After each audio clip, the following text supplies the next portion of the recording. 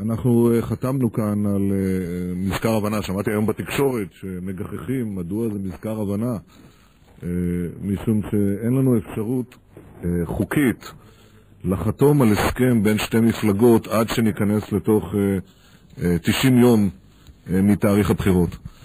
בעניין הזה אני רוצה לומר כמה דברים. תאריך הבחירות נקבע על ידי הממשלה הזאת וראש הממשלה הזה בדרך שאין לו הקבלה בתולדות המדינה. זאת אומרת, האדם הראשון ששומע על התאריך המוצע מפי ראש הממשלה זה כריסטופר. הוא לא טרח לידע אותי כראש האופוזיציה, הוא לא טרח לידע אף אחד מחברי הכנסת שלנו.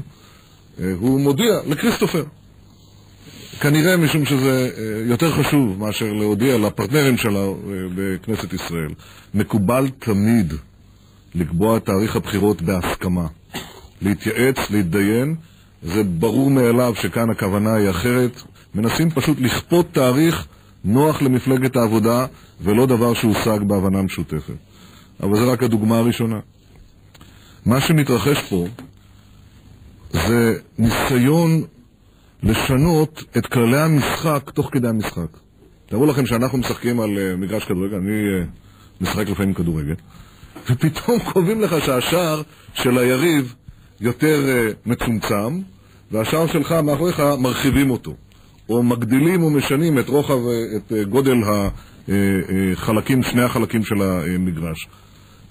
הדבר הזה קורה לצערי בניסיון של מפלגת העבודה עכשיו לחוקק חוקים מיוחדים לבחירות האלה כדי לשלול מהאופוזיציה, שבלב הכי אין לה כלי ביטוי משופעים, בוא נגיד ככה, היא לא משופעת בכלי ביטוי נרחבים להביע דעתה.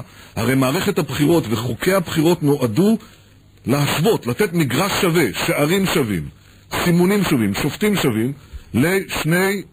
לשתי הנבחרות שיוכלו להתמודד בתנאים שווים.